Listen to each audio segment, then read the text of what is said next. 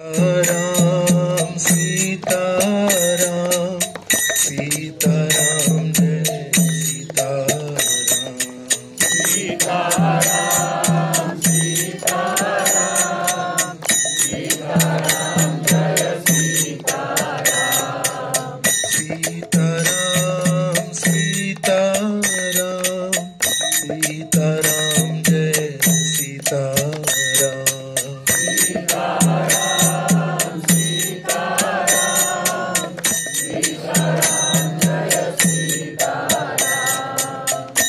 सीताराम सीताराम सीताराम जय सीताराम सीताराम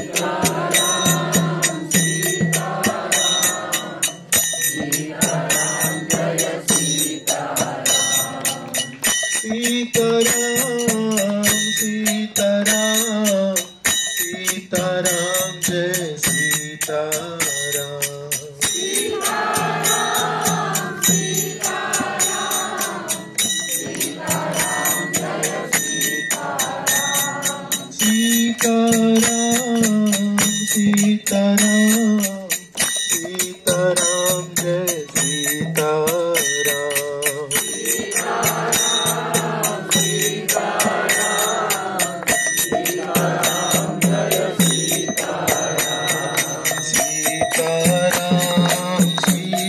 सीताराम जय सीताराम सीताराम सीताराम जय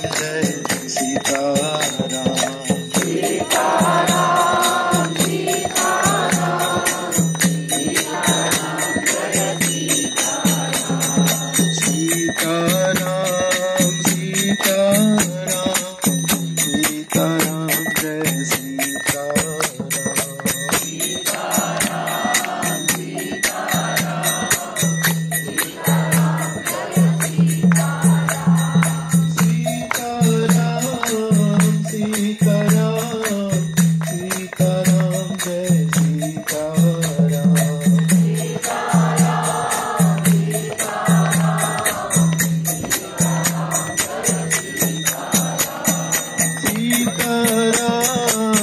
सीताराम सीताराम सीताराम जय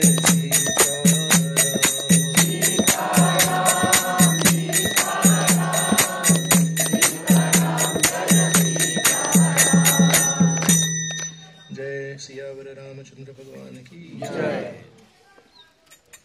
ओम अज्ञानतिमिरान्धस्य ज्ञानाञ्जनशलाकया चक्षुरुन्मीलितं येन तस्मै श्रीगुरवे नमः। नमः ॐ विष्णुपादाय कृष्णप्रेष्ठाय भूतले श्रीमते भक्तिवेदान्त स्वामिनिति नामिने। नमस्ते सरस्वती देवे गौरवाणी प्रचारिणे निर्विशेष शून्यवादी पाश्चात्य देशतारिणे। जय श्री कृष्ण चैतन्य प्रभु नित्यानंद श्री अद्वैत गदाधर श्रीवासादि गौर भक्त वृंद। हरे कृष्णा कृष्णा कृष्णा हरे हरे हरे राम राम राम हरे हरे।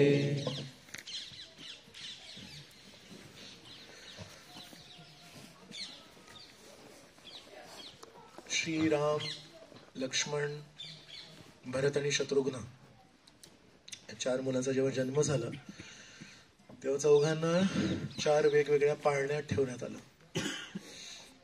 आणि लक्ष्मण हे फार रडत होते, शत्रुघ्न हे पण फार रडत होते। तर मग वशिष्ठ ऋषींना विचारलं की हे बाळ काही शांत बसत नाहीत, कितीही काही केलं तर म्हणाले सोपं आहे, तुम्ही त्यांना वेगवेगळ्या पाळण्यात ठेवलंय. लक्ष्मणाला उचलून तुम्ही रामचंद्रांच्या पाळण्यात ठेवा बाजूला, आणि शत्रुघ्नाला उचलून तुम्ही भरताच्या पाळण्यात ठेवा. आणि जसं तर त्यांची क्रम काय आहे त्यांचा, मोठ्यापासून होतं राम, भरत, लक्ष्मण आणि शत्रुघ्न. तर म्हणून तशा पद्धतीने ठेवलं होतं. पण लक्ष्मणाला उचलून मग रामचंद्रांच्या जवळ ठेवलं, शत्रुघ्नाला उचलून भरताच्या जवळ ठेवलं, तेव्हा एकदम ते पूर्णपणे शांत झाले. मग त्या दिवशीपासून हे सिद्ध झालं की लक्ष्मण हे रामचंद्रांच्या शेजारी राहणार, रामचंद्रांची सेवा करणार, आणि शत्रुघ्न हे भरताची सेवा करणार. तर काल आपण विचार करत होतो की लक्ष्मण यांचं नाव आहे शेष. शेष म्हणजे त्यांच्या सेवेमध्ये ते काही शेष ठेवत नाही, जे काही ते स्वतः करतात. तर ही लक्ष्मणाची इथे रामायणामध्ये खूप महत्वाची भूमिका आहे. तर असं म्हणतात, एक श्री वैष्णव आचार्य म्हणतात, रामचंद्र जर आराम करतायत तर त्याच्या स्मरणामध्ये लक्ष्मणाचा आराम आहे. रामचंद्र सुखी समाधानी आहेत याच्या स्मरणामध्ये लक्ष्मणाचं समाधान आहे. रामचंद्रांना छान आहार मिळाला, सीतादेवींना छान आहार मिळाला, याच्यामध्ये त्यांचा आहार आहे. आणि जेव्हा राम आणि सीता इथे निद्रा घेत आहेत, आराम करतायत, त्याच्यामध्ये लक्ष्मणाचा आराम आहे. तर आयुष्यभर आपण एखाद्या व्यक्तीची सेवा कशी करू शकतो, हा प्रश्न जर आपल्या मनात कधी आला असेल तर आपण लक्ष्मणाचं चरित्र वाचायला पाहिजे. असंख्य आपण गोष्टी या विषयावर आपण असंख्य चर्चा करू शकतो. लक्ष्मणाने जेव्हा रामचंद्रांचं ऐकून सीतादेवींचे रक्षण करायचं ठरवलं, जेव्हा मारीच आला, सुवर्ण मृग झाला, काल आपण चर्चा करत होतो की कशा प्रकारे शंकरजी म्हणाले सीतादेवींनी रामचंद्रांशी भरपूर वाद घातला की मला पण तुमच्यासोबत यायचंय. त्याला एका अर्थाने वाद नाही म्हणू शकत, तर त्यांचा प्रेम आहे, एवढी आपुलकी आहे की कधी कधी त्या आपुलकीला सिद्ध करण्यासाठी किंवा त्याला फळ प्राप्ती करण्यासाठी थोडं कटुवचन बोलायला लागतं. त्यांच्या मनात असं नव्हतं काही, पण काहीही करून त्यांना रामचंद्रांसोबत जायचं होतं. मग शेवटचं ते बोलले. तर तेव्हा अनुसूया देवी त्यांना म्हणतात की तुम्ही तुमच्या बद्दल काही सांगणार का. आता माझ्याबद्दल भरपूर चर्चा झाली, अत्रि ऋषींनी त्यांच्याबद्दल सांगितलं. मग तेव्हा सीतादेवी सगळं सांगतात की माझा जन्म कसा झाला. तर जन्म असा आईपासून, वडिलांपासून नाही झालाय. माझे वडील जनक महाराज शेती करत होते आणि शेती करताना नांगरला, तर त्या नांगराचा जो टोक असतो त्याला सीत म्हणतात त्या भाषेत. तर म्हणतात सीतला स्पर्श करून एक ती अशी पेटी बाहेर आली, त्याच्यामध्ये मी होती, म्हणून माझं नाव आहे सीता. तर सीतादेवींचं अजून एक नाव आहे अयोनिजा. पण त्यांचा कुठल्या साधारण पद्धतीने जन्म नाही झालाय, अयोनिजा. तर म्हणतात सीतादेवी म्हणतात की तसा जन्म झाला. तर मग ते लग्नापर्यंतची गोष्ट सांगतात. लग्न कसं झालं, रामचंद्र आले, तो धनुष्यबाण तोडला वगैरे. म्हणतात छान गोष्ट आहे तुझ्या जन्माची, छान गोष्ट आहे तुझ्या लग्नाची, आणि तुम्ही इथे कसे काय आले. मग तेव्हा सीतादेवी सांगतात की यांना वनवास आहे, पण मी पण यांच्या सोबत आले म्हणून. तर ही कथा त्यांना खूप छान आवडते. तर अनुसूया देवी त्यांना म्हणतात की तुझ्या जन्माची कथा तुम्ही छान सांगितली आणि तुमचा जन्म पण विशेष आहे हे पण मला लक्षात आलं, पण तुम्ही ज्या प्रकारे रामचंद्रांना सोडत नाहीये ते मला अजून भावलं, कारण ते पण त्याच मूडमध्ये आहेत. तर त्यांना ते खूप आवडतं. मग ते म्हणतात मी तुम्हाला आशीर्वाद देते की तुम्ही पूर्णपणे समाधानी राहणार, तुम्ही पूर्णपणे खुश राहणार जर तुम्ही अशीच रामचंद्रांप्रती एकनिष्ठता ठेवली तर. आशीर्वाद द्यायची ती पद्धत आहे. अनुसूया देवी ही सीतादेवींना आशीर्वाद देते. मग त्याच्यात काय म्हणते ती, जेव्हापर्यंत तुम्ही रामचंद्रांप्रती एकनिष्ठ राहाल तेव्हापर्यंत तुम्ही सुखी समाधानी राहाल. तर याचा संदर्भ काय आहे की पुढे जेव्हा तो सुवर्ण मृग येतो तेव्हा सीतादेवींना त्या सुवर्ण मृगाप्रती आकर्षण होतं आणि ते म्हणतात की मला हा सुवर्ण मृग पाहिजे. कशासाठी पाहिजे, तर आपण जेव्हा अयोध्येमध्ये परत जाऊ तेव्हा महलामध्ये आपल्या बागेमध्ये या सुवर्ण मृगाला ठेवतो. तेव्हा लक्ष्मण म्हणतात हा सुवर्ण मृग नाहीये, हा खोटा आहे, हा माया मृग आहे. मी यांना ओळखतो, रामचंद्रांना. रामचंद्रांची सृष्टी, हे सृष्टी करतात, यांनी नाही केलं असं काही. रामचंद्र पण म्हणतात की नाही हा वास्तविक मृग नाही, हा खरा नाहीये. पण सीतादेवी म्हणतात की नाही, जे काही आहे मला ते पाहिजे. तर म्हणून अनुसूया देवींनी त्यांना आशीर्वाद दिला होता की जेव्हापर्यंत तुम्ही रामचंद्रांना धरून ठेवाल तेव्हापर्यंत तुम्ही नेहमी सुखी समाधानी राहाल. आणि त्या क्षणी रामचंद्रांच्या उपस्थितीत ते दुसऱ्या कोणाप्रती आकर्षित झाले आणि रामचंद्रांना म्हणतायत की तुम्ही माझ्यापासून दूर जा. भरताला पण आपण पुढे चर्चा करणार आहोत भरताबद्दल पण भरत महाराज पण हे एवढे एकनिष्ठ आहेत रामचंद्रांप्रती, पण त्यांच्या जीवनामध्ये पण एवढे दुःख का आले. तर आचार्य म्हणतात की भरत रामचंद्रांसोबत अयोध्येमध्ये राहत होते, पण रामचंद्रांना सोडून आपल्या मामांच्या घरी गेले, आपल्या आजोबांच्या घरी गेले.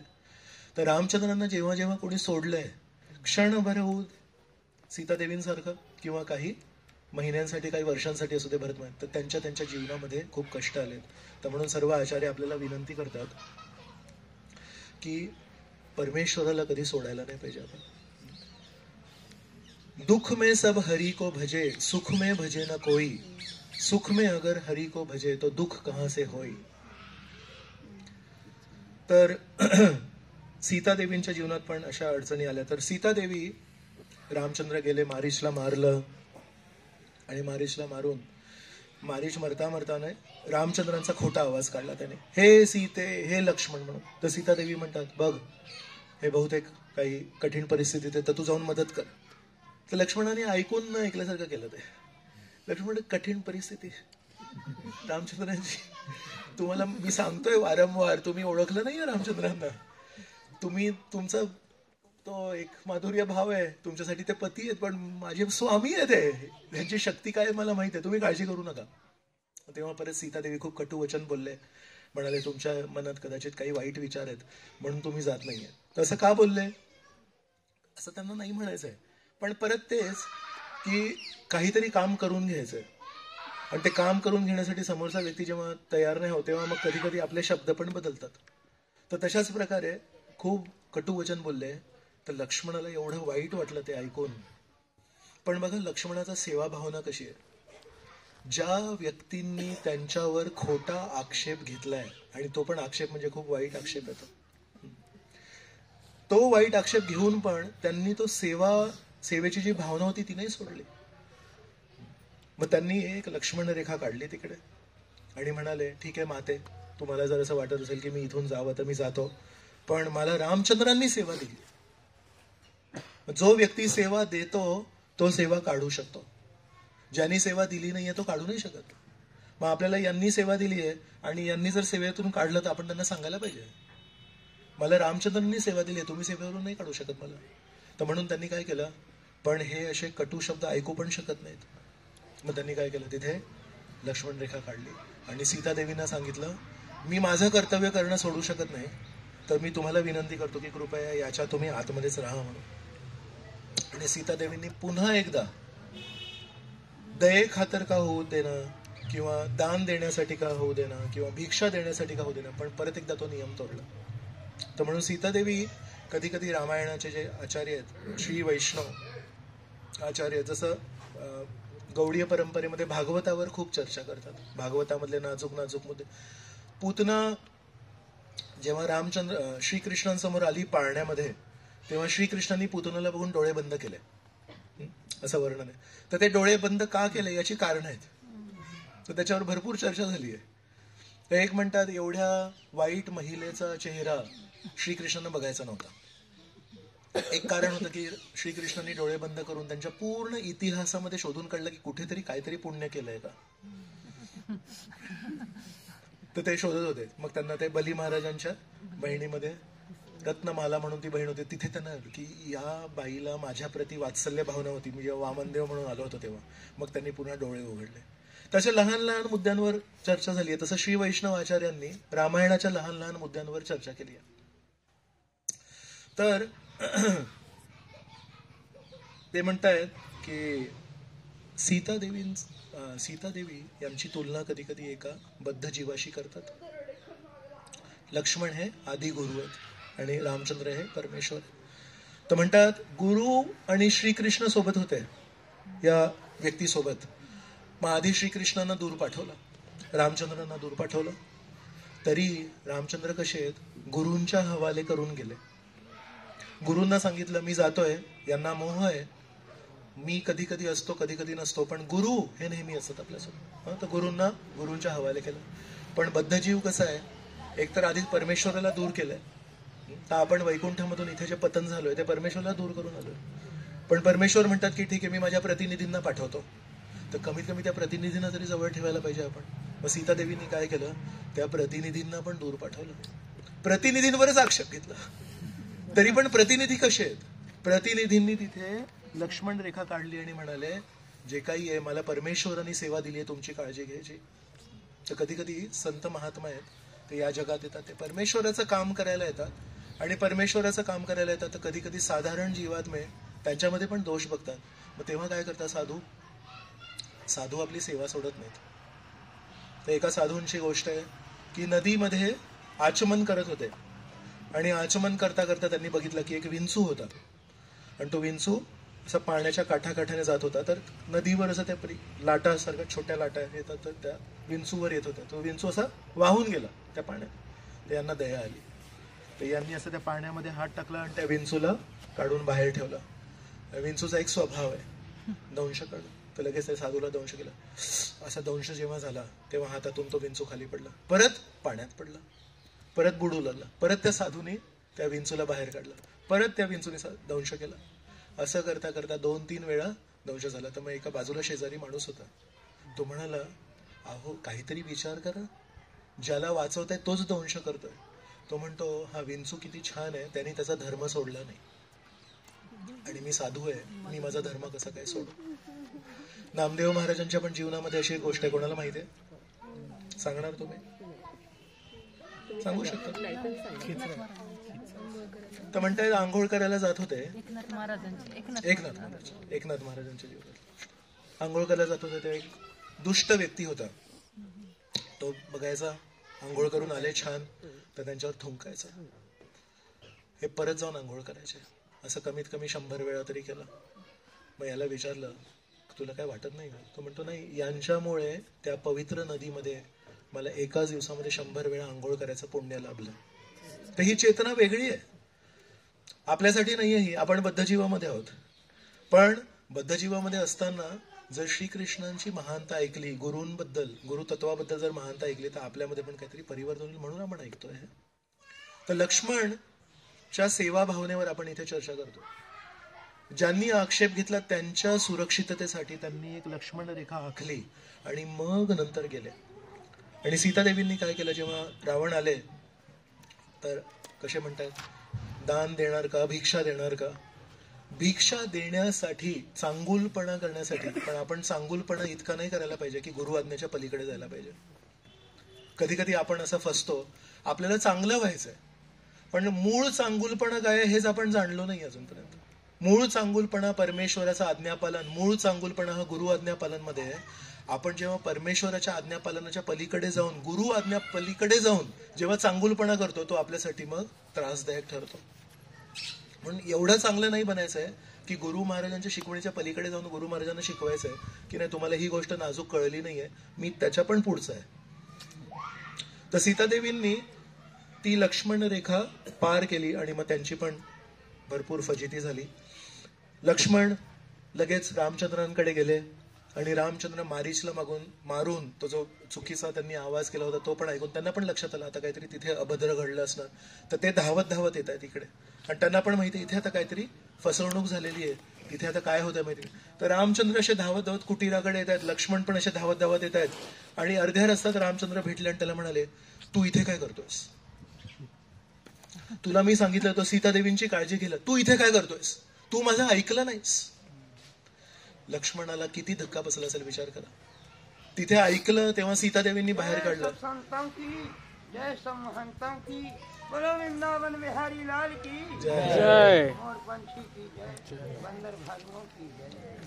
जय सियावर रामचंद्र भगवान की जय.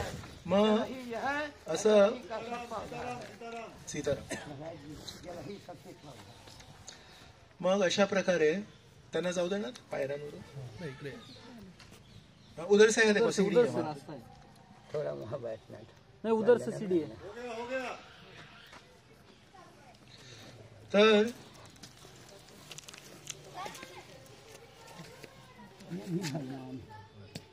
शक्ति है। तर वहीं पर बैठ जाइए बाबा जी। महाराज शक्ति के बाद जड़ी बूटी। चुप रहिए, शांत रहिए, थोड़ा सा कथा हो रही है, कथा होने दीजिए, थोड़ा सा शांत रहिए। आपके पास पा रहा हूँ, हनुमान जी के पास रहा हूँ, संतों के पास है, संत भगवान होते हैं। ये जो है सब भगवानी चरित्र इसमें लिखा है।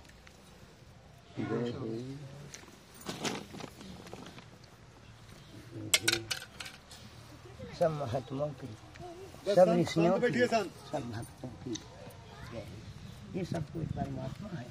ये जी तुम लोग सब कुछ परमात्मा है। इधर बैठिए, पीछे बैठिए, पीछे होके बैठ जाइए, पीछे होके इधर बैठिए, आशीर्वाद दीजिए। शांत रहिए थोड़ा सा। ये लोहा है, आजकल लोहा की सबसे ज्यादा। अरे चुप रहिए ना, शांत रहिए ना, थोड़ा सा शांत रहिए। मग लक्ष्मणाला अर्ध्या रस्त्यात रामचंद्र भेटले आणि रामचंद्र विचारतायत तू इथे कसा काय? तर विचार करा, त्या 5 मिनिटात त्यांच्यासाठी दैवत म्हणून जे 2 व्यक्ती आहेत त्या दोघांनी त्यांच्यावर आक्षेप घेतलाय. सीतादेवींनी त्यांच्या चारित्र्यावर आक्षेप घेतला आणि रामचंद्रांनी म्हटलं तू माझं आज्ञापालन नाही केलंस. पण या सर्वात 2 प्रेमळ, सर्वात 2 आराध्य दैवतांनी जेव्हा लक्ष्मणावर आक्षेप घेतलाय, लक्ष्मणाने तोंड नाही उघडलं. लक्ष्मणाने सीतादेवींना प्रतिउत्तर नाही दिलं आणि रामचंद्रांना प्रतिउत्तर नाही दिलं. रामचंद्रांना म्हणले नाही तुम्हाला माहितीये मला काय ऐकायला लागलं, ज्यांना मी आई म्हणून बघतो त्यांनी मला काय शब्द ऐकवलेत माहितीये तुम्हाला, त्याच्यासाठी मी इथे आलो. तुमचं आज्ञापालन मी आजपर्यंत कधी नाही केलं असं झालंय का? काही बोलले नाही, गप्प बसले. आणि संपूर्ण रामायणामध्ये परत कधीही त्यांनी सीतादेवींना त्याचा उल्लेख नाही केला आणि रामचंद्रांना त्या गोष्टीचा उल्लेख नाही केला. आपलं शेषत्व, आपली सेवा भावना टिकवून ठेवली. तर म्हणून रामचंद्रांना जेव्हा वनवासासाठी सांगितलं तेव्हा लक्ष्मणापर्यंत पण ती बातमी आली. लक्ष्मण म्हणतात मला पण जायचंय त्यांच्यासोबत. मग लक्ष्मणाला पण सांगितलं की तुला यायची गरज नाही. सीतादेवींना सांगितलं यायची गरज नाही. तशा प्रकारे लक्ष्मणाला सांगितलं की तुम्हाला यायची गरज नाही. पण लक्ष्मण म्हणतायत माझं जर अस्तित्व केवळ तुमच्या सेवेसाठी आहे मग मी इथे राहून करू काय? मग आता त्यांच्या जीवनामध्ये 2 महत्वाच्या व्यक्ती आहेत, एक त्यांची आई आणि एक त्यांच्या पत्नी. तर मग आईकडे गेले, सुमित्रा देवी. सुमित्रा देवीकडे जात आहेत तेव्हा विचार करतायत सुमित्रा देवी मला आज्ञा देतील की नाही देतील. आईचं प्रेम पण आईचं प्रेम असतं. तर कधी कधी मुलाच्या जीवनामध्ये कठीण परिस्थिती बघून आई पण काहीतरी हट्ट करू शकते, आई पण मागणी करू शकते. तर सुमित्रा देवींकडे जेव्हा चालले आहेत तेव्हा मनामध्ये प्रार्थना करतात की मला रामचंद्रांची सेवा करायची आहे. पण सुमित्रा देवींनी जर मला अट घातली की नाही तू नाही जायचंस, तुझं पण लग्न आता इतक्यातच झालंय तर तू थांबायला पाहिजे, समजा अशी मागणी केली तर काय करणार? तशी प्रार्थना करत करत सुमित्रा देवींकडे गेले आणि सुमित्रा देवींना विनंती केली अशी अशी परिस्थिती झाली आणि माझी इच्छा आहे की मी रामचंद्रांसोबत सेवेला जाऊ, तर तुमचं काय म्हणणं आहे? तर सुमित्रा देवी म्हणतात तू या जगामध्ये राज्य करायला जन्म घेतलायस, पण तुझं राज्य काय आहे माहितीये? तुझं सेवा राज्य आहे ना, सेवेचं एक राज्य आहे.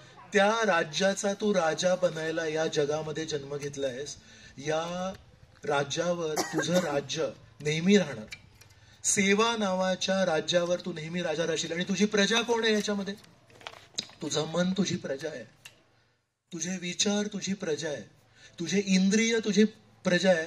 आणि मी तुला आशीर्वाद देते या राज्याच्या राजपदावरून तुला कधीही कोणी काढू शकत नाही. तू सेवा नावाच्या राज्याचा नेहमी तू राजा राहशील आणि तुझी प्रजा नेहमी तुझ्या नमून राहील तुला. त्यांना इतकं छान वाटलं. मग आई त्यांना म्हणतात रामम दशरथम विद्धी माम विद्धी जनकात्मजा. आता तू चाललायस तर रामम दशरथम विद्धी. आजपासून दशरथ महाराज हे तुझे वडील होते, आजपासून राम तुझे वडील आहेत. रामम दशरथम विद्धी माम विद्धी जनकात्मजा. माम मी तुझी आई आहे, आजपासून जनक आत्मजा, आजपासून जनकाची मुलगी सीतादेवी ही तुझी आई आहे. अयोध्याम अटवीम विद्धी. आजपर्यंत तू अयोध्येत राहत होता. अटवी, अटवी म्हणजे जंगल. आजपासून अयोध्या हे जंगल आहे तुझ्यासाठी. आणि म्हणतात गच्छ तात यथा सुखम. हे मुला, हे माझ्या प्रिय मुला, आज तू सुखाने पुढे जा. तू आजपासून रामचंद्र तुझे वडील आहेत, आजपासून सीता देवी तुझ्या आई आहेत, हा आशीर्वाद सुमित्रा देवीने दिलाय त्यांना. त्या भावनेमध्ये लक्ष्मणजी आहेत. मग म्हणाले आईने तर आशीर्वाद दिलाय, आता पत्नींचा पण निरोप घ्यायला पाहिजे. तर उर्मिला हे कोण आहेत? सीतादेवींच्या लहान बहीण आहेत. तर त्यांना एक कला होती त्यांच्याकडे, चित्रकला. तर रोज चित्र काढायचे आणि त्यांच्या चित्रांचा सगळ्यात प्रमुख विषय कोण असेल सांगा, चुकलं तरी चालेल पण आपण विचार करेल. सीताराम. तर सीतारामांचे रोज नवीन नवीन चित्र काढायचे. आणि ज्या दिवशी ही सगळी घटना झाली की रामचंद्रांना वनवास झाला, त्या आसपास सीतारामांच्या जीवनामध्ये काही मोठी घटना झाली आहे का? रामचंद्रांना उद्या राज्याभिषेक होणार आहे अशी घोषणा झाली होती आणि त्याच्यानंतर मग हे सगळं महलात सिक्रेट झालं सगळं ना. मग काही असं केलं, मग त्यांना वनवास दिला वगैरे, तर अजून ती खबर अशी पसरली नाहीये. तर म्हणून उर्मिला देवी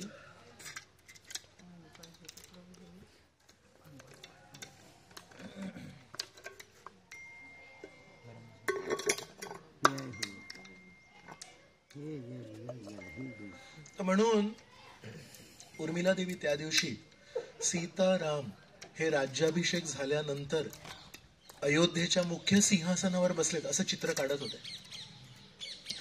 आणि काहीतरी आवाज झाला तर पेंटर असतात किंवा कोणी गायक आर्टिस्ट लोक असतात ना, हे नेहमी असे तल्लीन असतात. कोणी गायक असतील तर ते असे नेहमी तल्लीन असतात. पेंटर आहेत हे तल्लीन. तसे तल्लीनतेमध्ये ते छान छान अशा छोट्या छोट्या गोष्टींवर लक्ष देऊन चित्र काढत होते. आणि तेवढ्याच महलामध्ये काहीतरी आवाज झाला आणि तो जेव्हा आवाज झाला तेव्हा असं हातातून तो जो ब्रश आहे किंवा रंग आहे तो असा उडाला त्याच्यावर आणि त्या पूर्ण चित्रावर एक असा रंग उडाला. आणि असं म्हणतात की अशा प्रकारे तुम्ही जेव्हा एक सुंदर छान चित्र बनवत असाल आणि अकस्मात काही गोष्टींमुळे जर त्याच्यावर रंग उडाला तर ते शुभ नाही मानलं जात. तर उर्मिला देवी पण लक्ष्मण जेव्हा प्रवेश केले त्याच्या आधी त्यांच्या हाताने चुकीने असा हा रंग उडालाय आणि विचार करतायत की मी राम आणि सीता यांचा राज्याभिषेक झाल्यानंतर सिंहासनावर बसलेलं चित्र काढते आणि अशा प्रकारे असं हे अशुभ काय झालं. आणि तेवढ्यात लक्ष्मण येतात आणि मग लक्ष्मण त्यांना सांगतात मला तुमच्याकडून परवानगी पाहिजे, आपलं पण लग्न इतक्यातच झालंय, पण मला सेवेसाठी मी जाऊ शकतो का, तुमची परवानगी आहे का? मग तेव्हा उर्मिला देवी म्हणतात, तर पतिव्रताबद्दल चाललंय आपलं कालपासून चर्चा. तर उर्मिला देवी म्हणतात तुम्ही माझे स्वामी आहात, मी तुमची दासी आहे आणि तुम्ही रामचंद्रांचे दास आहात. मग मला एक लक्षात घ्यायला पाहिजे की माझ्यासाठी तुमचं सुख हे सुख आहे. मग माझ्यासाठी जर तुमचं सुख आहे, तुमच्यासाठी काय सुख आहे? तर म्हणतात तुमच्यासाठी सुख आहे राम आणि सीतांची सेवा करणं. तर मग तुमचं सुख आहे रामचंद्रांची सेवा करणं, मग माझं सुख आहे की तुम्ही रामचंद्रांची सेवा करा. मग मी जर तुमच्यासोबत आली, मला पण यायचंय. तुम्हाला रामचंद्रांशी प्रेम आहे तसं मला तुमच्याशी प्रेम आहे आणि रामचंद्रांशी पण प्रेम आहे, तर मला पण सेवा करायची आहे, तर मी पण येते वनवासात. पण म्हणाले मी आता विचार करते, समजा मी वनवासात आली तर तुम्ही खूप छान पती आहात. जसं रामचंद्र सीतादेवींना नेहमी सुरक्षा करतात तसं तुम्ही पण मला सुरक्षा ठेवणार. आणि जंगल काय हे साधारण जागा नाहीये, तिथे प्राणी असतात, राक्षस असतात, काय काय अडचणी असतात. तर मी जर तुमच्यासोबत जंगलात आले तर तुमच्यात काही प्रमाणात का होईना माझी काळजी घ्यायचा पण भार असणार. तुम्ही शेष आहात, तुम्ही सीतारामांची सेवा करणार, पण काही क्षणांसाठी तुमच्या मनात विचार येणार, उर्मिला तू बरी आहेस का, तुला काही कष्ट होत आहेत का? तर म्हणतात त्या काही क्षणांसाठी तुम्हाला माझा विचार करावा लागणार, माझ्या सुरक्षिततेसाठी तुम्हाला काहीतरी नियोजन करायला लागणार. तर म्हणून तुमची रामचंद्रांप्रती जी सेवा आहे त्याच्यामध्ये मी अडचण बनणार. म्हणून मला तुमच्या सुखामध्ये तुमच्या समाधानामध्ये अडचण नाही बनायचंय. म्हणून तुम्ही तिथे पूर्णपणे 108% रामचंद्रांची सेवा करा, यासाठी मी घरी राहते. आणि असं समजू नका की मी दुखी आहे, तुम्ही सुखी आहात ना, तर मी पण सुखी आहे. म्हणून तुम्ही ज्या कारणासाठी सीता आणि रामांसोबत चाललाय त्याच्यामध्ये मला व्यत्यय नाही आणायचा आहे, म्हणून मी इथेच राहते. ही भावना उर्मिला देवींनी व्यक्त केली. मग हे लोक वनवासात आले. तर पहिल्या रात्री मी तुम्हाला काल वर्णन केलं, गुहाच्या क्षेत्रामध्ये राम आणि सीता हे जमिनीवर झोपले. तर तेव्हा मी म्हटलं होतं लक्ष्मण हे जागे होते आणि लक्ष्मण पहारेकरू होते. तर त्या रात्री निद्रा देवी त्यांच्या समोर आली आणि निद्रा देवी त्यांना म्हणते मला तुमची सेवा करायची. तुम्ही रामचंद्रांची सेवा करताय, तर सगळ्यांना कोणाना कोणाची सेवा करायची. रामायणामध्ये तो म्हणतो, निद्रादेवी म्हणतात तुम्ही रामचंद्रांची सेवा करताय, मला तुमची सेवा करायची, तर मला तुमची सेवा करू देणार का? तर ते म्हणाले, माझी पत्नी आहे उर्मिला, आणि त्यांचं आणि आमचं छान ठरलेलं आहे की मी सेवा करणार आणि ते माझ्या सुखामध्ये, माझ्या समाधानामध्ये त्यांचं समाधान मांडणार. तर मी तुम्हाला एक विनंती करतो, तुम्ही उर्मिला देवीला जाऊन भेटा अयोध्येमध्ये आणि त्यांना सांगा की लक्ष्मणाने तुम्हाला तुमच्याकडे पाठवलंय. तर निद्रा देवी उर्मिलाकडे आले आणि म्हणतात की लक्ष्मणाने सांगितलंय की त्यांना सीतारामांची सेवा करायची आहे आणि त्यांनी तुमच्याकडे पाठवलंय, तर मी तुमची काय सेवा करू शकते? तर उर्मिला देवी म्हणतात, एक काम करूया, रात्री आपण सगळे झोपतो, म्हणतात रात्रीची माझी जी झोप आहे ती मी काढीन आणि लक्ष्मणाची जी रात्रीची झोप आहे ती दिवसा काढीन. तर म्हणून लक्ष्मण हे 14 वर्षाच्या वनवासमध्ये एक क्षण पण झोपले नाही. सतर्क, दक्ष, सेवा भावना, आणि त्यांची जी झोप आहे ती उर्मिला देवीने केली. तर उर्मिला देवी हे 14 वर्ष दिवसा लक्ष्मणाची झोप झोपायचे आणि रात्री स्वतःची झोप झोपायची. अशा प्रकारे उर्मिला देवी यांनी पण सीतारामांची सेवा केली. कशी? झोपून. आपण म्हणू ही चांगली सेवा आहे, पण त्यासाठी ती भावना पाहिजे. त्यांची भावना आहे की जे रामचंद्रांची सेवा करतायत त्यांच्या जीवनातले कष्ट आपण काढू, त्यांचे कष्ट आपण घेऊ, तेव्हा मग ती झोप दिव्य झोप आहे. नाहीतर ती जी झोप आहे ती तमोगुणाचं प्रतीक आहे. तर म्हणून असं म्हणतात की लक्ष्मणाने, नंतर एक तो प्रसंग येतो, माहित नाही परत कधी बोलीन पण आताच बोलतो, की जेव्हा लक्ष्मण चौकीला बोललो असतो आपण, पण लक्ष्मण जेव्हा झाडावर चढून बघतात की अरे इथं भरत महाराज येत आहेत म्हणून, मग तेव्हा म्हणतात चला बाण घ्या, तयार ठेवा धनुष रामचंद्र. म्हणतात का, काय झालं? तर म्हणतात भरत येतोय. नछमा, काय झालं काय मग भरत येतोय? तर त्याची तहान भागली नाही, त्याच्या आईने आपल्याला बाहेर काढलं, मारलं नाही, पण हा कदाचित मारायला येतोय. तेव्हा रामचंद्र त्याला काय म्हणतात माहितीये, तुला राज्य पाहिजे का? तुला जर राज्य पाहिजे असेल तर मला भरतावर विश्वास आहे, तू ते सांगू नकोस मला भरतावर विश्वास आहे. भरत आता येऊ दे, भरत काहीतरी माफी मागायला आला असेल आणि भरताला मी सांगेन की तुला राज्य देईल, चालेल? लक्ष्मणाला वाटलं बापरे माझ्यावर आता संशय आहे म्हणून. तसं म्हणतात लक्ष्मणाला राज्य अर्पण केलं आणि ते त्यांनी स्वीकारलं नाही. आणि भरत आहेत, त्यांना राज्य नको होतं, पण रामचंद्रांनी जबरदस्ती त्यांना राज्य दिलं आणि सांगितलं 14 वर्षात तू राज्य कर. तर चित्रकूटमध्ये आपण जाऊ त्या ठिकाणी.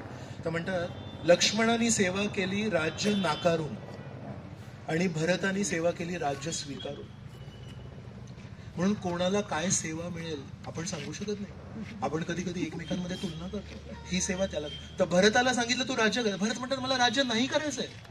आणि म्हणून राम भरत मिलाप मधून ते पादुका घेऊन गेल्या आणि पादुकांना सिंहासनावर ठेवलं. तर भरतानी रामचंद्रांची सेवा केली राज्य करून आणि लक्ष्मणाने रामचंद्रांची सेवा केली नाकारून. लक्ष्मणाने रामचंद्रांची सेवा केली झोपेला त्यागून आणि उर्मिला देवीने रामचंद्रांची सेवा केली झोप स्वीकारून. तर यामध्ये आपल्याला शिकण्यासाठी हे की प्रत्येक सेवा प्रत्येकासाठी नसू शकते. आणि कधी कधी यांची जी सेवा आणि माझी जी सेवा आहे त्याच्यामध्ये बाह्य दृष्टीने विरोध असेल. जसं कधी कधी इस्कॉनवर, कारण जागा असते, मालमत्ता असते, तर कधी कधी कोर्ट केस पण होते. जागेवर कोणतरी म्हणतो की हा माझी जागा आहे. जुहू मंदिराची जर स्टोरी माहिती असेल तर जुहू मंदिराची जी जमीन होती ती एका मिस्टर नायर म्हणून होते, त्यांनी एका व्यक्तीला आधीच विकलेली होती. आणि ती विकलेली जमीन प्रभुपादांना बघून म्हणाले हे म्हातारे आहेत, यांना मला नाही वाटत काही जमणार आहे आणि यांना तर पूर्ण जगामध्ये प्रचार करायचा आणि यांचे सर्व शिष्य अमेरिकन आहेत, यांना काय माहिती कायदे काय आहेत भारताचे. तर म्हणतायत यांना मी ती विकलेली जमीन पुन्हा एकदा प्रभुपादांना विकली आणि मग प्रभुपादांना कोर्ट केस वगैरे करायला. मग आता जर कोणी इस्कॉनला फसवण्याची जर युक्ती करत असेल तर त्याला नीट उत्तर देणं गरजेचं आहे की नाहीये. की तिथे तुम्ही म्हणणार प्रभूजी त्रिणादपी सुनी नाही. जर रामचंद्रांची जमीन कोणीतरी घेत असतील, श्रीकृष्णांची जमीन जर कोणी घेत असेल तर तिथे त्रिणादपी सुनीचे ना म्हणजे लढणं. मग तिथे अर्जुनाची भूमिका ठेवायला. मग जर कोणी लॉयर असेल, जर कोणी वकील असेल आणि त्याला असे सगळे कोर्ट केस लढायचे आहेत, तर विचार करा तो कसा असेल, त्याची सेवा किती कठीण सेवा आहे. कदाचित त्याच्यामध्ये तो एक नेहमी विचारपूस करण्याचा एक मूड असेल. कधी मंदिरात आलं तर हे कागदपत्र आहेत का तुमच्याकडे, मग तुम्ही पैसे भरले त्याची पावती आहे का तुमच्याकडे. आपण म्हणू अरे हा भक्त आहे की अभक्त आहे. हा येऊन टेम्पल प्रेसिडेंटला 1000 प्रश्न विचारतोय, तुम्ही त्यावेळेस ते पैसे दिले त्याची पावती कुठे आहे. मी नाही घेतली पावती. का नाही घेतली पावती. पावती घ्यायला पाहिजे. तुम्ही पैशांचा व्यवहार करता तेव्हा पावती घ्यायला पाहिजे. प्रभूजी ते प्रभूजी होते, म्हणजे 2 क्षणांसाठी प्रभूजी होते आणि त्यांनी फसवलं आपल्याला. मग तुम्ही पावती घ्यायला पाहिजे. म्हटलं अरे आप तो भक्त आहे, तुम्ही तर भक्त, तुम्ही माझ्याकडून बोलायला पाहिजे. मी तुमच्याकडूनच बोलतोय. जेव्हा मी तुम्हाला 1000 प्रश्न विचारतोय, तुम्ही पावती का नाही घेतली, तुम्ही कागदपत्र का नाही बनवले, तुम्ही त्याचा साक्षी का नाही ठेवला, तुम्ही सही का नाही घेतली त्या कागदपत्रांवर, हे तुम्हाला मी जे 4 प्रश्न विचारतो हे तुमच्याकडून बोलतोय मी. तर कधी कधी आपल्याला कोणी प्रश्न विचारत होणार आहे, मलाच प्रश्न विचारतात हे, तुम्ही माझ्याकडून लढायला पाहिजे. हो, लढायची पूर्वतयारी आहे की सर्व पुरावा पाहिजे. मग जेव्हा कागदपत्र बरोबर आहे, साक्षांची सही आहे, सगळं काही आहे, तेव्हा कोर्ट केसमध्ये जाऊन सांगतात हा पुरावा, हे खोटारडा, हा सूर्य, हा जयद्रथ, चला ही जमीन प्रभुपादांना मिळेल, ही जमीन श्रीकृष्णांना मिळेल. म्हणून कधी कधी कोणाची सेवा असते प्रश्न विचारणे, आणि कधी कोणाची सेवा असते उत्तर देणे, कधी कोणाची सेवा असते भांडणे, आणि कधी कोणाची सेवा असते भांडण मिटवणे. आपल्याला माहिती नाही कोणाला श्रीकृष्ण कुठल्या सेवेत लावतील, कोणाला प्रभू रामचंद्र कुठल्या सेवेत लावतील. तर अशा प्रकारे लक्ष्मणाने 14 वर्ष न झोपता सीताराम यांची सेवा केली. आणि जेव्हा चित्रकूटमध्ये होते तेव्हा इथे आता आपण जाऊ, हे खूप मोठा दगड आहे इथे, बरोबर. या शिळेवर, या थंड गार शिळेवर आपण जमिनीवर बसलो. हे सिमेंट आहे, सिमेंट एवढं थंड नाही होत, पण दगड अजून थंड होतो. तर या अशा थंडगार शिळेवर, या दगडावर असे चिन्ह आहेत. सीताराम असे झोपायचे आणि मध्ये अशी एक रेघ आहे, त्याच्या दोन्हीकडे झोपायचे. तर विचार करा की काल आपण चर्चा केली ना याच्यावर, की सीताराम, रामचंद्र म्हणतात मी वनवास म्हणजे केवळ वनामध्ये राहणार नाहीये, पण खरोखर वनामध्ये राहण्याच्या ज्या काही तपस्या आहेत त्या आपण स्वीकार करणार आहे. तर आपण आपल्या रूममध्ये राहतोय, बरोबर, आणि रूममध्ये प्रवेश करताना एक जरा बरं वाटतं जेव्हा आपण प्रसाद घेऊन येतो तेव्हा आतमध्ये थोडं टेम्परेचर जरा गरम असं नाही, आणि बाहेर आल्यावर लगेच टोपी, हात मोजे, हे ते, या सगळ्या वातावरणामध्ये रामचंद्र राहिलेत. आणि या सगळ्या वातावरणामध्ये ते कमऱ्यामध्ये नाही झोपलेत. मग हे आपल्याला करायचं नाहीये, आपल्याकडून अजिबात अपेक्षा नाहीये की आपण पण जंगलात कुठे खाली राहू, पण एक जाणीव पाहिजे आपल्याला की रामचंद्र आणि सीता हे एवढे सगळे यातना का भोगले, हे एवढे सगळे कष्ट का गेले. कोणी सांगेल का असं केलं एवढं सगळं. आदर्श स्थापना, आदर्श आचरण, वचन पालन, आणि दुसरी गोष्ट म्हणजे विष्णू आणि लक्ष्मी देवी यांना देवतांनी विनंती केली होती, हा जो रावण आहे ना कोणाच्या हातात येत नाही, याला कोणी काही करू शकत नाही. याची नगरी आहे लंका नगरी, त्या लंका नगरीवरून देवतांचं विमान नाही जाऊ शकत. तिथे जाणं गोष्ट वेगळी. जसं भारताचं जे एअर स्पेस म्हणतात, भारतावरून दुसऱ्या काही देशांच्या विमानं जाऊ शकत नाही, परमिशन घ्यायला लागते. तसं म्हणतात लंकाच्या आकाशातून जाऊ शकत नाही विमान. तिथे जाणं गोष्ट वेगळी आहे. याला काय करायचं, तुम्हाला काळजी करू नका मी येतो म्हणून. तर देवतांना मदत करण्यासाठी सीताराम आले, आणि सीताराम आता अयोध्येमध्ये लग्न करून छान वैवाहिक जीवन जगतायत, पुरुष आणि प्रकृती अंतरंग शक्ती सोबत राहत आहेत. पण देवता म्हणतायत विसर पडला की काय, विसरले की काय, सुखी जीवन चाललंय यांचं, छान गृहस्थ आश्रम चाललंय. म्हणून एका अप्सरेला मंथरेच्या रूपात पाठवलं. का तर जेव्हा मंथरा काहीतरी बोलेल, मग काही काहीचे कान भरेल, मग काही काही ते विसरलेलं वरदान मागेल, मग रामचंद्रांना वनवास होईल, मग रामचंद्र वनवासा चित्रकूटात येतील, मग चित्रकूटामधून दंडकारण्यामधून नाशिकपर्यंत पोहोचतील, खरदूषणशी काहीतरी भांडणं होईल, काहीतरी युद्ध होईल, खरदूषणला मारतील, ती खबर शूर्पणखेपर्यंत जाईल, शूर्पणखा येऊन काहीतरी मारहाण करेल, शूर्पणखेने मारहाण केल्यानंतर रावणाकडे ती खबर जाईल, मग रावण येईल, मग रावण काहीतरी सीतेला बघून नक्कीच काहीतरी चुकीचं काहीतरी करेल, मग रामचंद्र त्याला मारतील. त्या नियोजनासाठी देवतांनी मंथरेला पाठवलं. तर हे सगळं त्या रावणाला मारण्यासाठी, देवतांना मदत करण्यासाठी कोण देवताचे कधी कधी श्रीकृष्णांना स्वीकार नाही करत, जे इंद्र श्रीकृष्णांना स्वीकार नाही करत, जे ब्रह्माजी कधी कधी श्रीकृष्णांवर संशय घेतात, त्या देवतांना मदत करण्यासाठी सीताराम आले आणि त्या देवतांना मदत करण्यासाठी हे सगळं स्वीकारतात. आपल्या जीवनामध्ये ना आपला एक विचार असतो की नाही, आपण असं असं जगूया, चला लग्न झालं इथे राहूया, लग्न झालं आता हे करूया ते करूया. तसे सीतारामांचा पण विचार होता. आणि सीताराम हे खरोखर सोबत राहणारे व्यक्ती आहेत. तर असे हे सोबत राहून छानपणे जीवन त्यांचं स्थिर झालंय अयोध्येमध्ये. आणि तेवढ्यात मंथरा येते आणि कैकेयीला सांगते आणि कैकेयी दशरथ महाराजांना सांगतात आणि दशरथ महाराज त्यांच्याकडून अशी विचित्र मागणी करतात आणि सीताराम म्हणतात ठीक, जे काही घडतंय ते परमेश्वराच्या कृपेने घडतंय, परमेश्वराच्या इच्छेनुसार घडतंय, तर आपण त्याला काही थांबवायचा प्रयत्न नाही करायचा. आपण त्यात सर्वात चांगलं काय करू शकतो, जे घडतंय त्यामध्ये आपण सकारात्मकता कशी शोधू शकतो याच्यावर विचार करूया. तर असे हे सीताराम आहेत, या दगडावर झोपायचे. मग लक्ष्मण काय करायचे, तर आता आपण असं जाऊन दर्शन करून रांगेने तिथे दर्शन करूया आणि अशा इथून परत खाली जाऊया. तर आपण रस्त्याच्या या कडेला आहोत, रस्त्याच्या पलीकडे एक दगड आहे, तिथे पण मी सर्वांना घेऊन जाणार. तर त्याच्यावर लक्ष्मण जागे राहायचे. तर वीरासन म्हणतात. पद्मासन आपल्याला माहिती आहे, आपण हे जे पडतो याला काय म्हणतात, याला म्हणतात सुखासन. आणि पद्मासन म्हणजे दोन्ही पायाशे वर. आणि अजून एक आसन आहे त्याला म्हणतात वीरासन. तर वीरासन म्हणजे एक पाय असा, एक पाय असा आणि असं तयार राहायचं नाही, युद्धासाठी तयार. तर याला म्हणतात वीरासन. तर तिथे जो दगड आहे त्या दगडावर लक्ष्मणजी रात्रभर हे जेव्हा झोपायचे तेव्हा वीरासनामध्ये रेडी, प्रत्येक क्षण बाण ताणून धनुष्य रेडी, कोणी आला तर सोडणार फक्त, असं रात्रभर तिथे. तर म्हणून इथे आपण विचार करू शकतो की एकतर हे खूप कठीण आहे सीतारामांना असं दगडावर झोपणं.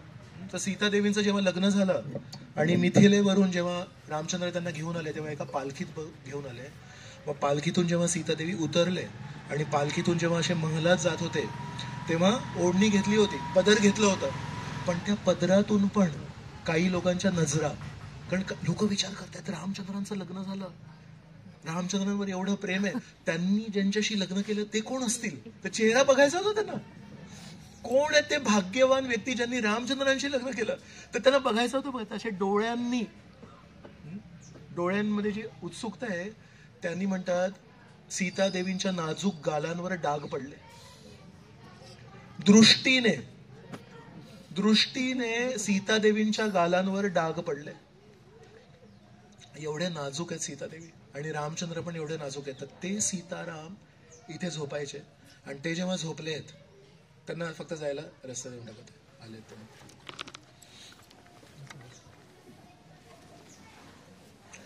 तर हे सीताराम इथे झोपले आहेत आणि तिथे लक्ष्मण आहेत, ते त्यांची पहारा करतायत. तर म्हणून असं म्हणतात की काही काही गोष्टी आहेत आपल्या आचार्यांच्या, साधू संत गुरु महात्मे जे आहेत त्यांच्या काही काही गोष्टी आहेत, ते म्हणतात ते अनुकरणीय आहेत. अनुकरणीय म्हणजे आपण पण ते तसं केलं पाहिजे. अनुकरणीय आपल्याला प्रभुपादांनी जे काही शिकवलंय, रूप गोस्वामीने शिकवलंय, श्री चैतन्य महाप्रभूंनी शिकवलंय, त्यातली एखादी गोष्ट सांगणार. अनुकरण म्हणजे ते जसं करतात तसं आपण करायचं. तर काय सांगणार, काही अनुकरणीय गोष्टी. जप करणे, व्हेरी गुड. संख्यापूर्वक नाम गान नतिभी कालावसानी कृतो. रूप गोस्वामी, सनातन गोस्वामी हे कधी कधी आपल्याला म्हणतात ना, हे तुमचं जे संख्या आहे ना, संख्या नाही, कीर्तनीय सदाहरी, सतत नामजप करायला पाहिजे. हे तुम्ही 16 माळा का मोजता, त्यांना आपण सांगू शकतो. रूप गोस्वामी संख्यापूर्वक येते, 16 मिनिमम आहे, कमीत कमी आहे. त्याच्यानंतर मग कीर्तनीय सदाहरी तिथून सुरू होतं पुढे. दुसऱ्या गोष्टी असतात त्या अनुसरणीय असतात. अनुसरण करायचं, ते अनुकरण नाही करू शकत. तर कोणी सांगणार अनुसरणीय काय गोष्टी आहेत? हरिदास ठाकूर, हा सांग, तुम्ही सांगा. हरिदास ठाकूर 192 माळा करायचे ना, आपण ते करू शकत नाही. तर माताजी म्हणतात हरिदास ठाकूर आहे ते 192 माळा करायचे. आपण त्याच्यातून काय शिकू शकतो? कुठल्याही परिस्थितीमध्ये हरिनाम सोडायला नाही पाहिजे. कोणी गेले तरी आपण हरिनाम घेतलं पाहिजे आणि कोणी आले या जगात तरी आपण हरिनाम. वाढदिवसाच्या दिवशी पण हरिनाम करतो आणि पुण्यतिथीच्या दिवशी पण हरिनाम करतो, लग्नाच्या दिवशी पण करतो आणि इतर कार्यक्रमांमध्ये पण हरिनाम घेतो. तर हरिदास ठाकूरांकडून आपण हे शिकू शकतो की हरिनाम किती महत्वाचं आहे. तर हे अनुसरणीय आहे. आणि तिसऱ्या गोष्टी असतात त्या असतात अनुस्मरणीय. त्याचं केवळ आपण स्मरण करू शकतो, त्याला अनुकरण पण नाही करू शकत आणि अनुसरण पण नाही करू शकत. तर लक्ष्मण 14 वर्ष झोपले नाही, ही अनुकरणीय तर नाहीच आहे, अनुसरणीय पण नाहीये. आपण त्याच्यातून काय शोधतो, हे अनुस्मरणीय आहे. म्हणून आपण आपली झोप नीट घ्यायला पाहिजे. श्रीकृष्ण म्हणतायत 6th चैप्टर में क्या बोलता है, युक्त आहार विहारस्य युक्त चेष्टस्य कर्मसु युक्त स्वप्नावबोधस्य योगो भवति दुःख हा. दुःख हा म्हणजे दुःखाला कापणार, योग हा दुःखाला कापणार. कसा कापणार? युक्त आहार, जेवढी भूक आहे तेवढा आहार, योग्य आहार, युक्त विहार, अधूनमधून आपल्या घराबाहेर आपल्या रोजच्या परिस्थिती बाहेर थोडं बाहेर पडायला पाहिजे, युक्त विहार, युक्त चेष्टा, मेहनत करायला पाहिजे. नेहमी आरामाचं जर आपण जीवन जगलं तर आपल्याला त्रास होणार. आणि म्हणतात युक्त स्वप्न, की आपण झोप पण नीट घ्यायला पाहिजे. तर आपण जेव्हा झोपेबद्दल बोलतो तर थोडंसं असं वाटतं की प्रभूजी तुम्ही सॅफरन ना, तुम्ही बोलायला पाहिजे अजिबात झोपायचं नाही, रात्रभर जागायचं, 192 माळा केल्याशिवाय तोंड टाकू नका मला एकादशीच्या दिवशी. पण हे वास्तविक सत्य नाहीये. ज्यांनी ज्यांनी आपल्या शरीराला असा त्रास दिलाय सगळेजण यशस्वी नाही झालेत. काही जण झालेत यशस्वी, की शरीराला त्रास देऊन त्यांची मी आत्मा आहे, शरीर नाही हे स्तर त्यांनी गाठलंय, पण खूप मोजके आहेत. शरीराचे जेव्हा 12 वाजतात तेव्हा साधनाचे 12:30 वाजतात. आपली साधना या क्षणी जेव्हा शरीर छान आहे, काही आपल्याला त्रास नाही, वेळेवर नाश्ता, वेळेवर दुपारचं जेवण, वेळेवर संध्याकाळचं जेवण, प्रामाणिकपणे सांगा की प्रभूजी 3 वेळा छान जेवण चाललंय आणि माझं चॅन्टिंग उत्कृष्ट चाललंय. यात्रेमध्ये घरचं नाही विचारत, या यात्रेमध्ये 2 दिवस झाले, आज दुसरा दिवस आहे, आजचा चॅन्टिंग उत्कृष्ट झालं प्रभूजी. खरोखर झालं असेल, खरोखर हात वर करा. आपण धामामध्ये खोटं नाही बोलायला पाहिजे. Very good. आता दुसरा प्रश्न मी विचारतो, समजा आजचा दुपारचा लंच कॅन्सल केला किंवा आज संध्याकाळी आपण म्हटलं की सिंपल आपण काहीतरी देऊ, मग उद्या सकाळचा जॉब कसा होणार? थोडा विचार करा, मनन करा, है ना. तर काही या शारीरिक स्तरावर जेव्हा आपण आहोत त्याला लाड नाही करायचे. तर 2 टोक आहेत. एक म्हणजे भौतिक लोक त्याचा लाड करतात, काय पाहिजे रे शरीरा तुला, मला हे पाहिजे, मग ते दिल्यावर मला अजून हे पण पाहिजे, मग ते दिल्यावर अजून हे पण पाहिजे, त्या गरजा कधी संपत नाही. आणि दुसरी गोष्ट आहे शरीराकडे दुर्लक्ष करणं. तर म्हणून अनुस्मरणीय त्या गोष्टी आहे जे आपण लक्ष्मणकडून, की त्यांनी निद्रा सोडली, पण आपण जर आपल्याला त्यांची चेतना काय, निद्रा सोडण्याचं कारण काय आहे? व्हेरी गुड, खूप छान तुम्ही उत्तर दिला. त्यांना निद्रेवर हे ना राग नाही ना,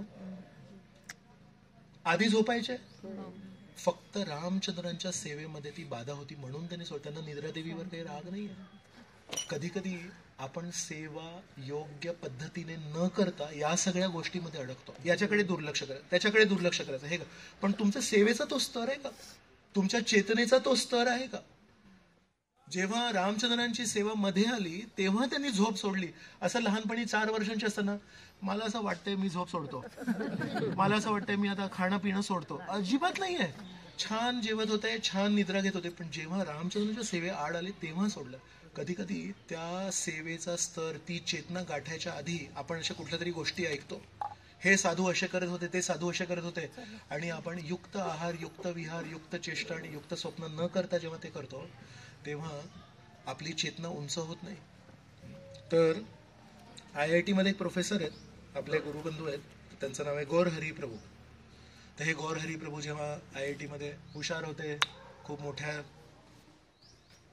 चांगले त्यांना मार्क मिळायचे, चांगले सर्टिफिकेट वगैरे मिळायचे. तर सुरुवातीला जेव्हा प्रचार गौरांग प्रभू करत होते IIT मध्ये, तेव्हा सुरुवातीच्या काही दिवसांमध्ये आले. तर 2 वर्षांमध्ये ज्युनियर सगळे जे पहिल्या वर्षाला, दुसऱ्या वर्षाचे जे स्टुडंट्स असतील त्यांच्यासाठी हे एकदम आदर्श होते गौर हरी प्रभू, की एवढे हुशार व्यक्ती हरे कृष्णामध्ये आला म्हणून. पण यांना काय सवय होती, त्यांनी कुठेतरी काहीतरी ऐकलं की साधूंनी कसं राहायला पाहिजे वगैरे, तर नीट झोपत नव्हते, खुर्चीवर झोपायचे. ते म्हणायचे की नाही झोप हे म्हणजे हे इंद्रिय तृप्ती आणि नीट जेवणार नाही. तर बेसिकली शरीराकडे दुर्लक्ष करत होते. मग गौरांग प्रभूंनी त्यांना एकदा विनंती केली असं नका करू, तर त्यांनी काय ऐकलं नाही.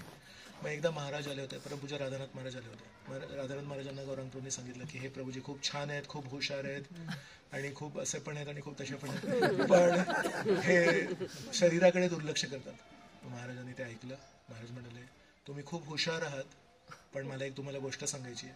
म्हणाले जर आत्ता या क्षणी तुम्ही शरीराकडे दुर्लक्ष केलं, जर योग्य आहार, योग्य निद्रा नाही घेतली, एक काळ असा येईल जेव्हा तुम्ही हरिनाम करताना पण शरीराबद्दलच विचार करणार.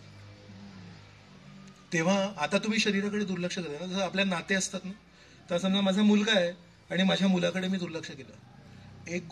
एक वेळ असा येईल जेव्हा तो मुलगा इतका दूर निघून जातो की मग सतत त्याच्याबद्दल चिंता करायला लागते 24 तासात. तो कुठे आहे, कसा आहे, फोनच नाही करत मला वगैरे.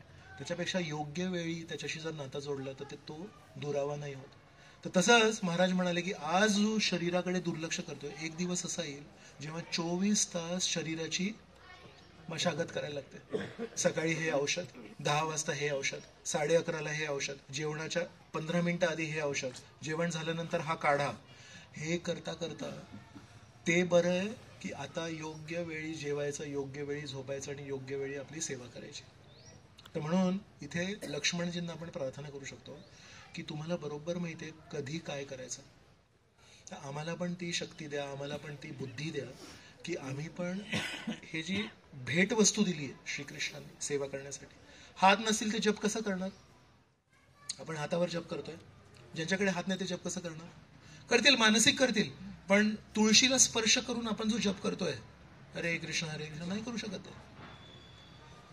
ज्यांना डोळे नाही आहेत ते दर्शन घेऊ शकतात राधाकृष्णांचे. मग त्रिभंग सुंदर, त्रिभंग मोहन त्या दिवशी नावं होते. असे गोड जे श्रीकृष्ण उभे राहतात, असे गोड जे रामचंद्र ते बघू शकतात. प्रभूजी त्यांची चेतना जर असेल तर आतमध्ये बघतील, आत्म्याच्या डोळ्यांनी बघतील. हो, पण सगळ्यांची ती चेतना आहे का. मग आपल्याला हे डोळे दिले त्यांची आपण किती सुरक्षा ठेवायला पाहिजे. आपल्याला ही जीभ दिली आहे त्याच्याने आपण प्रसाद स्वीकारतो, हरिनाम घेतो, त्याची आपण किती काळजी घ्यायला पाहिजे. आपल्या हातांची काळजी घ्यायला, आपल्या पायांची काळजी घ्यायला पाहिजे, आपल्या शरीराची काळजी घ्यायला पाहिजे. का हे अवयव असतील, हे इंद्रिय असतील, तेव्हा आपण अशा प्रकारे 1000 यात्रा करू. काही भक्त या क्षणी मला माहिती आहेत जे त्यांच्या शारीरिक परिस्थितीमुळे आज या यात्रेमध्ये येऊ नाही शकले. त्यांचं मन इथेच फिरतंय तुमच्या सर्वांसोबत. म्हणतात काय करू, येऊ शकत नाही, माझी तब्येत बरी नाहीये. ती परिस्थिती आपली यायच्या आधी चांगलं शरीर ठेवून सगळ्या धामांचं यात्रा करून घ्या. मग जेव्हा म्हातार हो तेव्हा एका ठिकाणी बसून, मग समजा कोणी चित्रकूटला गेले, मग ते म्हणतील की आम्ही आज सती अनुसूयाला गेलो. म्हणजे त्या दिवशी आम्ही 10 वर्षाआधी मी पण गेले होते, 10 वर्षी मी पण गेलो होतो. त्या दिवशी त्या झाडाच्या खाली एक लेक्चर झालं होतं. तर ते स्मरण होण्यासाठी ते केलेलं पाहिजे. जी गोष्ट आपण कधी केली नाहीये त्याचं स्मरण नाही होत. म्हणून म्हातारपण आहे ना, हे स्मरणासाठी. म्हातारपणी आपण यात्रा करू शकणार नाही चालत, पण म्हातारपणी एका ठिकाणी बसून जेव्हा कोणी फोन करून सांगतील आज आम्ही इथे गेलो तिथून, हा मी पण गेलो होतो 2022 मध्ये, आम्ही पण गेलो होतो, तेव्हा खूप थंडी होती, पण आम्ही मग सीताशय्याच्या बाहेर बसून असं पायऱ्यांवर बसून लेक्चर केलं होतं. तुम्ही कुठे केलं. नाही, आता इथे एक हॉल बांधलाय. अनंत बलदेव प्रभूंनी सीताशय्याच्या हॉल बांधला. त्या हॉलमध्ये बसून आम्ही छान, अजिबात थंडी नाही वाजली, बंदिस्त आतमध्ये बसून आम्ही कथा ऐकली. अरे आमचं काय सांगू तुला, आम्ही काय तपस्या केली. आमच्या वेळेस कुठले हॉल होते, आम्ही तर असं रस्त्यावर बसून आणि काय थंडी अशी कुडकुडत काय काय लेक्चर ऐकले. तर हे बोलायला काय पाहिजे की नाही तर पुढची पिढी म्हणेल आम्ही हे केलं. अच्छा, तू आम्ही नाही गेलो. मग आम्ही रामेश्वरमला गेलो. अच्छा, रामेश्वरमची यात्रा होती पण माझे पाय दुखत होते, मी नाही गेलो. मग आम्ही आता वृंदावनला चाललोय. अच्छा, वृंदावनची यात्रा होती तेव्हा माझे कान दुखत होते म्हणून मी वृंदावनच्या यात्रेला गेलो. मग आई तू केलंस काय, पप्पा तुम्ही केलं काय. मग नाही, मी यात्रेचे फॉर्म नाकारण्याची सेवा होती. फॉर्म आला नॉट अवेलेबल, फॉर्म आला नॉट अवेलेबल. म्हणून छान काळजी घ्या, छान सर्व यात्रा करा. आपलं किती मोठं सौभाग्य आहे.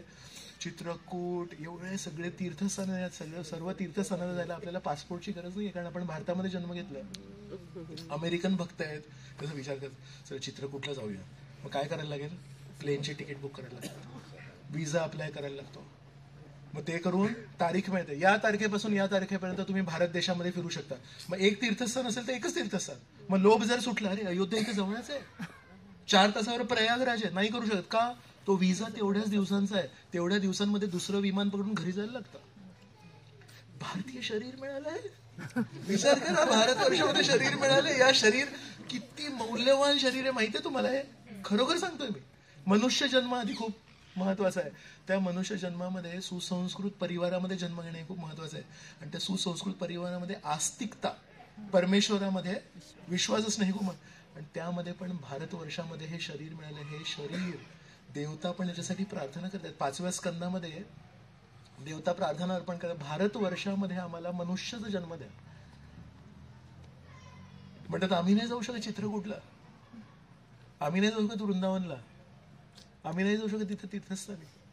हे शरीर आपल्याला मिळालंय. तर आपण लक्ष्मणजींना आणि सीताराम, आपल्याला अशा दगडावर अजिबात झोपायचं नाही. आपल्याला योग्य चादर घेऊन, योग्य पांघरून घेऊन झोपायचं आहे.